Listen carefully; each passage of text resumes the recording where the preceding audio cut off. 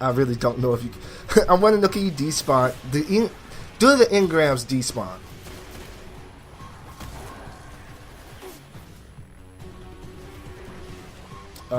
But back to the firefighter story time. So, like I said, there were a lot of powerful ones, and I was expecting this one to be powerful. But when you make it seem like you're gonna have this powerful topic, and then you don't deliver, you tend to have this like response of I don't give a fuck. And that's what ended up happening. Because most of that speech I felt like was real. And it's like this. Well, what made it bad was she was talking. The speech was about her boyfriend, but I felt like the speech was real. So I'm like, you don't know your boyfriend? You had to up the dying light of a ghost inside. Duh, it's inside. If it would be outside, we was already outside. We didn't see it. Has to be inside. But yeah, it's like, so you don't know your boyfriend's story, like you were reading it. It's like, so I'm trying to accept it. Maybe she's nervous and she's not really a speaker like that. Like, go out and deliver speeches. But it's just like, when you think about it, that's something that if you're gonna tell a story about someone that you know, reading it makes it seem bad. And it was at a pace where it was like I was reading it. And she had note cards, and she glanced up from the note cards every couple of seconds. Well, actually, no, I think she would read the shit, then glance up and throw a comment out. So, like, she'd glance up, comment, and then go back. And it's like, really? You don't sound like you are affected by it. You don't sound like you were concerned about your boyfriend. So if you don't, why should I care? Even when she told the bit about how she was going to an accident with him, not with him, but his sister, friend was in the car. Well, his sister's friend's car was in an accident. And he was, sister friend's car in an accident. Hey, let me go find out if my sister's in the car. Even that bit felt like parts. And the bad part is, I knew I was gonna die after I didn't kill it. I went in the dying light of a ghost inside. I went in balls to wall, like I'm gonna kill it, and then I died. When I couldn't kill it, I was like, I knew I'm dead. But so like I was saying, it was like, damn, that was tired as hell. Talking about how dude fell in a sinkhole and no one found him. Tired as hell. And I'm like, I don't want to downplay you. Maybe you're afraid. Maybe you're not good at that type of stuff. But just objectively, it's just like, this is tired. I felt tired listening to it. I actually, like, I had no interest in it. You know how you hear speeches and it's like, you say, like, and this goes to another speech this chick did about, another girl did about, what's the word? Phone addiction. Man, that's a fine ass girl. They she got a boyfriend though, sadly, but hey, props for him. But how she was, she basically gave hers, and she was saying, average person, da da da da. So when you're told average person, you're told this, you want to see, do you fit? So you think, do I fit that mold?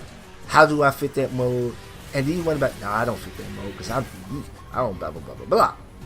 So it makes you think. That had me more engaged, and it was about phone addiction, which is something that I consider like, man, not really important, but it was more engaging, and in my opinion, much better done than the chick about the fireman.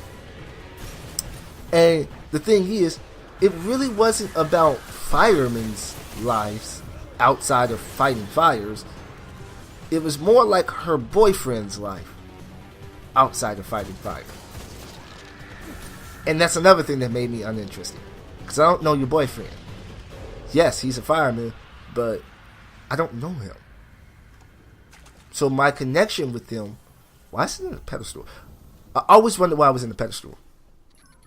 The ghost is dead, but I can still read some of its memories. The Hive are raising an army here, preparing to invade Earth. We need to stop them. No. You mean the fact that the Hive are already on Earth underground, that doesn't mean anything? And if the ghost can bring us back to life, how the hell does the ghost die? And if that's the case, why can't you bring that ghost back to life and then bring the other guardian back to life? There should never be any dead people. We should always be reanimated. If you can bring us back to life, they shouldn't be able to die. First off, the ghost shouldn't be able to die.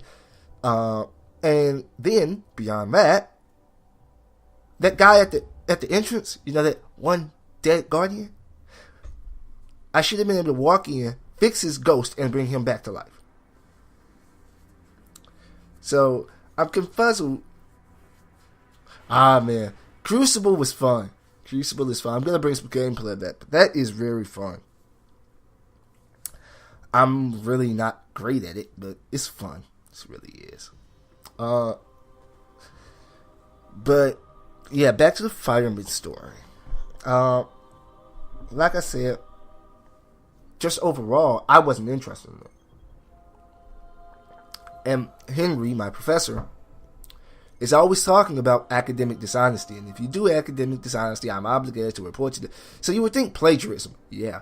But no, apparently, even embellishment is academic dishonesty.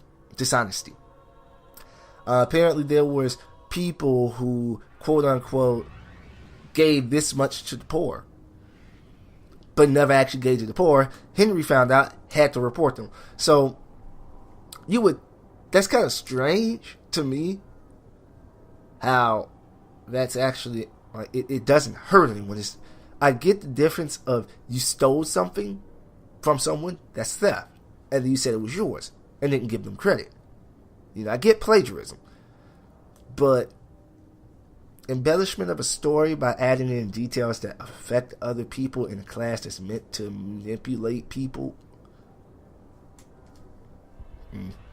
I mean, lying is never good, and that's gonna be, well, I'll say this. Like I said, 5-minute story. I'm sorry if you watch this.